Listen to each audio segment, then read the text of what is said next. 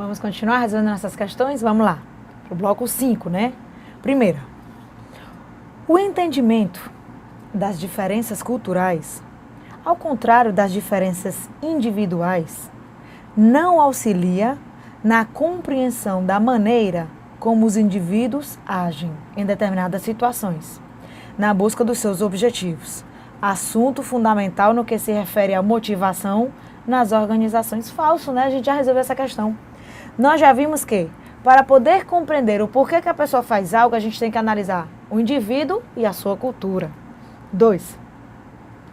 As relações humanas eficazes ensejam a habilidade de reconhecimento das diferenças individuais. E quando estas forem negativas no contato inicial, deve-se evitar o relacionamento para coibir futuros conflitos. Falso. Eu não posso dizer que, já que eu tive a primeira impressão negativa, eu vou deixar de me relacionar com o indivíduo. Falso. 3. A estratégia de competição deve ser utilizada quando a necessidade de se construir um relacionamento é mais importante do que a obtenção de ganhos financeiros imediatos. O pessoal está falso.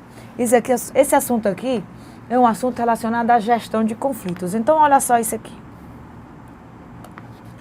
Na parte de gestão de conflitos, que a gente já viu teoricamente nos vídeos anteriores, a gente vai ter 5 estilos de gestão, certo? Estilos.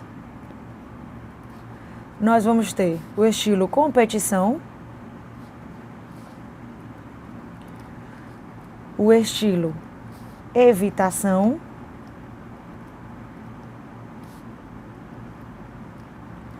o estilo acomodação,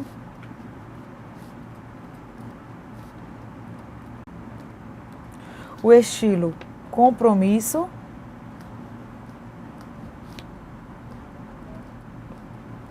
e o estilo colaboração. Adotar cada estilo vai depender da situação do conflito. A gente tem que analisar os meus interesses para o bem da empresa, ou seja, meus objetivos, versus os objetivos do outro. Mas aqui, pessoal, é sempre pensando no bem da empresa, tá certo? Não é pensando nos meus objetivos pessoais, e sim nos objetivos para a empresa como um todo. Então, olha só, no estilo competição, ele é ideal, ele deve ser utilizado quando eu sei que eu estou com a razão e a outra parte não quer ajudar, não quer colaborar, e é uma situação vital para a empresa. Aí eu vou utilizar o estilo onde eu vou ganhar, meus objetivos vão ser alcançados e a outra parte vai perder. Digamos que você sabe que tem uma determinada pessoa que está tendo uma postura errada. Isso está gerando conflito. Você tem, rapaz, não faça isso, isso é errado, isso está incorreto. E a pessoa não está nem aí, continua fazendo. Para o bem da organização, seus objetivos são mais importantes que o dele, porque não está nem aí para a empresa. Então você pode utilizar estilo competição, onde você vai procurar ganhar esse conflito e a outra parte vai perder. O relacionamento posterior, com certeza, vai ficar abalado. Mas é ideal para situações vitais. Então, ó, já está na questãozinha falsa, né? Por isso que a competição é ideal quando se quer construir um relacionamento posterior. Ela não permite isso. O estilo evitação é quando é um objetivo banal. Ninguém ganha, ninguém perde, você ignora, tá certo? É quando você sabe que se você for atrás de resolver o conflito, vai ficar complicado, não vai ter uma volta. Então é um objetivo banal, às vezes entra por aqui e sai por aqui. O estilo acomodação, aí sim é quando a gente está preocupado no relacionamento posterior, onde a harmonia é mais importante. Então a gente assume que a gente não tem a razão, a gente perde e a outra parte vai ganhar. Uma característica das mulheres quando estão brigando, né? Nós mulheres assumimos quando estamos erradas, né? De jeito nenhum, né, pessoal? Muito bem. No estilo compromisso, vai se chegar a um comum acordo. Não é o ideal, onde as partes ganham muito. Cada um vai ter que ceder. Vamos ter também a concessão aqui. A colaboração é ideal para resolver situações complexas, que precisa de uma integração, um trabalho em equipe, onde eu preciso que as duas partes se integrem e vão em busca de uma comunicação, onde as duas partes vão ganhar muito. Aqui o esforço para resolver o conflito, Aqui o resultado, o esforço, a cooperação é alta. Já no compromisso não, é mediana. Tá certo? Então, terceira, falsa. Quarto, na negociação, pela estratégia da cooperação, o negociador deve buscar a maximização do seu lucro, sem se importar com a manutenção de um canal de negociação posterior. Tá falso, porque se você olhar bem, na estratégia colaboração, que é a mesma que cooperação, a relação é ganha-ganha. Não é que eu vou ganhar imediatamente e não vou me preocupar com a outra parte, não. As duas partes vão ganhar consideravelmente. Falso. Quinta, um aspecto crítico da administração é a solução de conflitos internos, sendo que, em geral, os conflitos pessoais são provocados por conflitos organizacionais. A primeira parte tá verdadeira. O aspecto crítico da administração é a solução dos conflitos internos. Perfeito. Só que, geralmente, os conflitos organizacionais são provocados pelos conflitos pessoais e não vice-versa. Falso. Sexta, organizações e conflitos estão intimamente ligados devido à existência de múltiplos interesses de pessoas e da própria organização. Perfeito. Muitas vezes as pessoas colocam seus objetivos, seus interesses em primeiro lugar. Então surge essa parte de conflito. Algumas das etapas da gestão de conflitos são preparação e planejamento, definição das regras básicas, esclarecimentos de justificativas, barganha e solução de problemas, conclusão e implementação. Perfeito, são algumas etapas, né? Isso você pode usar como base o processo organizacional. A gente vai ter 3 visões em relação ao conflito. A visão tradicional,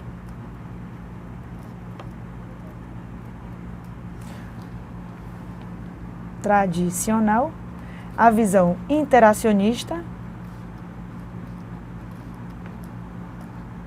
e a visão humanista. Hoje nós estamos na visão humanista. A visão tradicional, ela diz que os conflitos sempre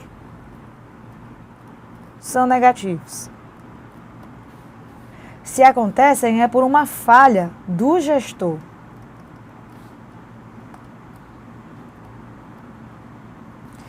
E devem ser evitados.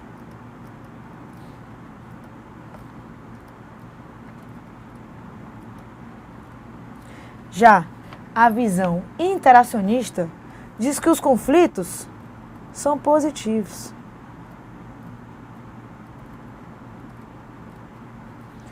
Que os conflitos devem existir,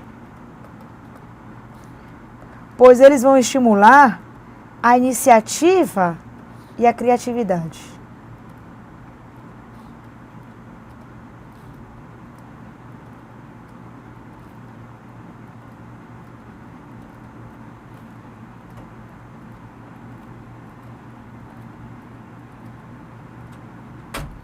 Já a visão humanista diz, gatona. Tô gravando. Tu vai sair agora? Então, no final da aula a gente se encontra, né? A gatona da Germana. Pense. Pense na bicha gata. Bora lá. E a visão humanista? Na visão humanista, a gente vai ter que os efeitos dos conflitos podem ser positivos ou negativos. Que o conflito acontece porque é algo natural, é algo normal. E eles podem ou não ser gerenciados. Tá certo? Então, ó, muito bem. Então, a questãozinha verdadeira, né? Muito bem. Questão 7. Em uma equipe de trabalho, 2 membros, Marina e Antenor, não se entendem. Falam mal um do outro para os demais componentes da equipe, tecendo comentários de maneira a se desqualificarem profissionalmente.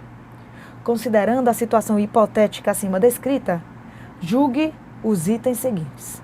7. A habilidade de negociação do líder da equipe poderia facilitar o alcance de um consenso entre Maria e Antenor. Poderia, né, pessoal? Se o líder conseguisse resolver e negociar, e se ele vai ter uma abordagem onde ele vai procurar que cada parte ceda, poderia facilitar. Perfeito. Oitava. Na situação apresentada, a harmonia da equipe não fica prejudicada, já que o conflito se restringe a 2 membros. É óbvio que essa questãozinha está falsa, né, pessoal? Nós sabemos que quando tem um conflito entre 2 partes, isso interfere no clima de todas as outras, independentemente de estarem envolvidos direto ou indireto. 9. O estilo de gestão de conflitos, denominado evitação, se caracteriza por uma postura assertiva, que é indicada para conflitos referentes a assuntos complexos. Esse é o estilo colaboração, cooperação, nos quais existem grandes possibilidades de ganhos e, portanto, a demora para obter maior número de informações torna-se necessária e desejável. Não, esse não é evitação. Evitação é quando o objetivo é banal. Esse estilo onde eu preciso de alta cooperação é o estilo colaboração. Então, ó, falso. 10ª. Apresentar uma cultura forte deve ser o objetivo de todas as organizações, pois ela encoraja comportamentos positivos e adaptáveis a mudanças. Pessoal, a cultura forte também pode ser chamada de cultura conservadora, enraizada, que não se adapta rapidamente às mudanças. Essa questão está falsa. Eu devo construir uma cultura flexível. 11. O diagnóstico pode revelar a existência de um clima comum a todas as áreas da organização, ou, pelo contrário, de especificidades nos diferentes departamentos ou setores da organização. Verdade. O diagnóstico que analisa a situação atual, ele pode identificar que existe um clima comum entre todos os departamentos ou climas diferentes. Perfeito. 12. O clima organizacional é causado por fatores referentes aos indivíduos, à organização e a aspectos de fora da organização. Perfeito. Qualquer coisa pode interferir em um clima, desde algo positivo a algo negativo, tanto dentro da empresa como fora da empresa. Perfeito. 13. Informação é o produto da análise dos dados existentes na empresa, devidamente registrados, classificados, organizados, relacionados e interpretados em um determinado contexto, para transmitir conhecimento e permitir a tomada de decisão de forma otimizada. Verdade, pessoal. A gente vai ter um dado que é um conhecimento sobre algo. Quando esse dado for analisado, interpretado, classificado, ele gera o que a gente chama de informação. E essa informação, quando utilizada no processo de decisão, isso é que a gente vai chamar de sistema de informação gerencial, que agiliza, que ajuda para tomar uma decisão mais correta. Perfeito. 14. O relacionamento indivíduo-organização é marcado por trocas e reciprocidades. Percepções individuais favoráveis acerca da reciprocidade do relacionamento indivíduo-organização estão associadas positivamente à satisfação e comprometimento afetivo no trabalho. Perfeito. Essa questão só vai estar verdadeira porque ele fala de reciprocidade e comprometimento afetivo indivíduo-organização. Se falasse indivíduo-indivíduo, é uma relação pessoal, então não é adequada, mas entre indivíduo e organização, sim. Inclusive, é necessário encontrar um equilíbrio entre os objetivos da empresa e os objetivos do indivíduo. Tema de redação do concurso do Banco do Brasil 2013, da FCC. Muito bem. 15. A teoria da liderança situacional procura definir qual estilo de liderança se ajusta melhor a cada situação organizacional. Perfeito. Para atingir-se esse propósito, deve-se preliminarmente diagnosticar a situação existente. Verdade, não existe um líder ideal. Para poder definir qual é o líder ideal, eu tenho que analisar o líder, seu poder de substitutibilidade, se ele centraliza as decisões, se ele passa credibilidade e confiança. O liderado, se ele é uma pessoa comprometida, se ele é uma pessoa que é capacitada, que tem atitude positiva. E a situação, se é uma situação de emergência, se é uma situação que pode ser mais flexível ou não. Perfeito. 16. A liderança exercida em decorrência de qualidades natas de líder é denominada liderança liberal. Não. Essa é denominada de traços na personalidade do líder, não liderança liberal. A liderança liberal é quando a gente tem a participação mínima do líder. Muito bem. Acerca da motivação, julgue os próximos itens. 17. A teoria motivacional da equidade reconhece que os indivíduos julgam a quantidade absoluta de suas recompensas organizacionais não só pelos seus esforços, mas também pela recompensa obtida pelos outros em face dos insumos por eles empregados. Perfeito. Eu vou comparar o que eu recebo em função do meu esforço e comparar com o que o outro recebe. Teoria da equidade motivacional. 18. Políticas da empresa, salários e condições de trabalho são fatores higiênicos ou de satisfação no trabalho. Perfeito, essa primeira parte aqui. Esses pressupostos estão de acordo com a teoria desenvolvida por McGregor, denominada teoria Y. Falso. Essa teoria foi determinada por Frederick Herzberg. Com a teoria desenvolvida por Frederick Herzberg.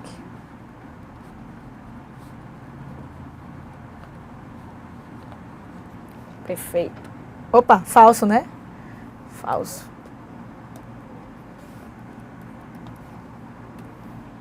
19.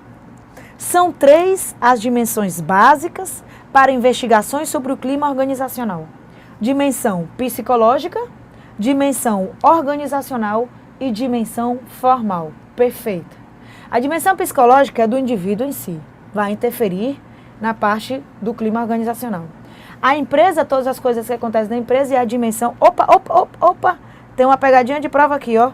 Na verdade, é a dimensão informal, não a formal. Os conflitos que surgem espontaneamente fora do planejamento também é uma dimensão básica para a investigação do clima. Então, ó, tá falso. Quase que me deixava levar. Olha só as pegadinhas das questões. 20. As técnicas de implantação da gestão por competências no setor privado não podem ser transportadas diretamente para o setor público, pois necessitam adequar-se às particularidades da gestão pública. Perfeito, pessoal. A gente não pode falar que tudo que acontece na instituição privada pode ser copiado e colado para a instituição pública. Tem que se adaptar. 21. A gestão por competências pressupõe maior autonomia para o indivíduo. Perfeito. O que dificulta a sua aplicação no setor público, tendo em vista a rigidez organizacional própria desse setor. Verdade. Na gestão por competência, a gente vai dar mais autonomia, mais responsabilidade. Na instituição pública, eu só posso atuar se a lei vai permitir. Então, querendo ou não, a gente vai encontrar esse obstáculo. A gente vai ter na instituição pública 3 obstáculos principais. Tema de redação de 2012. O fator cultural.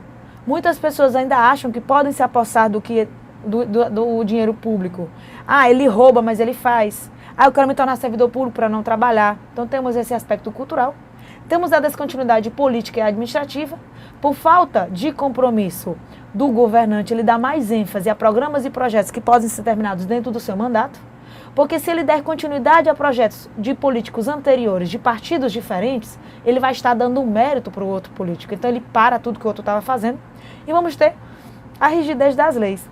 Por mais que algumas já tenham alguma flexibilidade, elas ainda são muito rígidas para a necessidade que eu tenho dentro da instituição pública. Muito bem. Questãozinha 22.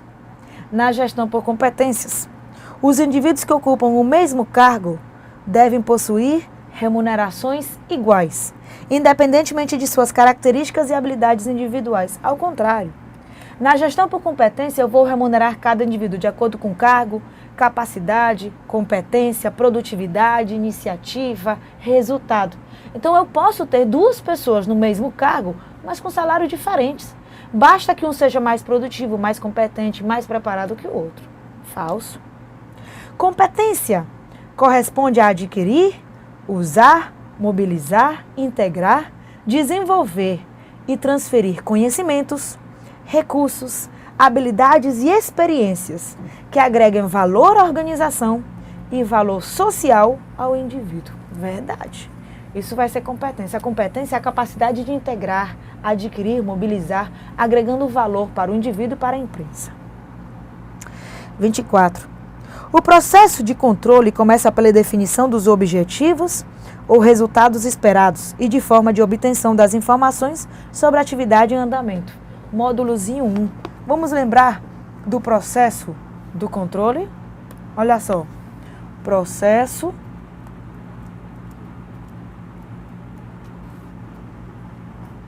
de controle. O controle vai ter algumas etapas básicas, como por exemplo, definição de objetivos e metas do controle, ou seja, para que eu vou controlar? Depois, estabelecimento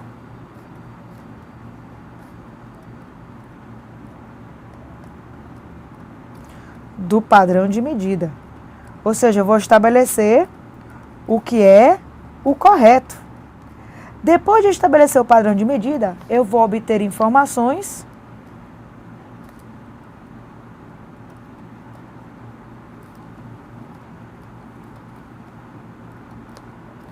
do desempenho atual.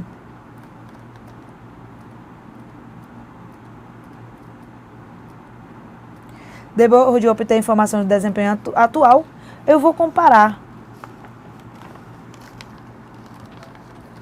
o padrão de medida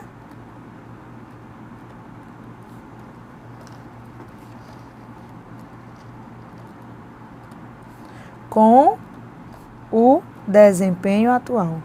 Para que eu vou comparar? Para poder identificar erros, identificar desvios. Para quê? Para poder corrigir. Para poder ter uma ação corretiva.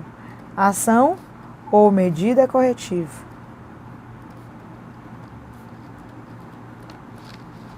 Muito bem. Então, olha só. O processo de controle começa pela definição de objetivos ou resultados esperados e da forma de obtenção das informações sobre a atividade em andamento. Perfeita essa questão. É assim que a gente vai ter o nosso processo de controle. 25. Organizar é atribuir a indivíduos visando uma tarefa maior, ou seja, o objetivo da organização, verdade. Organizar, distribuir, alocar, empregar, para que aqueles objetivos estabelecidos no planejamento sejam alcançados. 26. O controle estratégico tem por finalidade verificar se os produtos obedecem às especificações estabelecidas. Verificar se esse celular está dentro das especificações é uma tarefa detalhada, minuciosa. Isso não é do controle estratégico, e sim do controle operacional. Então, 26 está falso. 27. Enquanto a organização formal é intencionalmente planejada, a informal decorre da interação espontânea dos seus membros e do impacto de suas personalidades sobre seus papéis funcionais. Perfeito. Os objetivos da organização formal são mais explícitos do que os da organização informal. Perfeito. Os objetivos da organização formal, inclusive, já estão redigidos, já estão escritos em um documento específico. O da organização informal, não. Vai surgindo espontaneamente. 28. A divisão do trabalho é a maneira como se encontra o funcionário certo para o cargo certo. Não, isso não é divisão do trabalho. Isso aqui é a seleção. Seleção é a maneira como se encontra o funcionário certo para o cargo certo. A divisão do trabalho é pegar uma tarefa complexa e dividir em atividades mais simples. 29. Segundo a hierarquia das necessidades de Maslow, são consideradas primárias as necessidades de pertencer a um grupo social de indivíduos. Falso. Necessidades de primárias são as fisiológicas de segurança. Sociais, que é pertencer ao grupo de indivíduos. Estima e autorrealização são as necessidades secundárias. Então, ó, vamos colocar aqui. Segundo a hierarquia das necessidades de Maslow, são consideradas secundárias as necessidades de pertencer a um grupo social de indivíduos. Falso. 30. A estrutura matricial, baseada na ideia de projetos, consiste na reunião temporária de especialistas lotados em diferentes unidades para a realização de uma determinada tarefa. Verdade. Mas Giovana aqui diz que consiste em uma reunião temporária. Pessoal, é isso que caracteriza um projeto. Uma das características do projeto é porque ele tem um prazo, ele tem um fim. Se não tivesse um fim, não seria um projeto. Então vai ser uma estrutura, uma organização temporária até o cumprimento daquele prazo, até o cumprimento daquela estrutura, até o cumprimento daquilo que foi estabelecido no projeto. Perfeito. 31.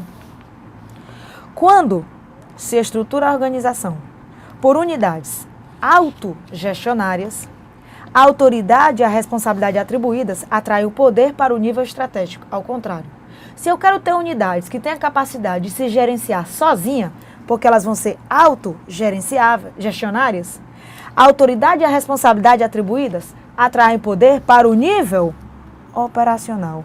Ou vamos deixar mais bonitinho, para não induzir você ao erro, atraem para os níveis inferiores.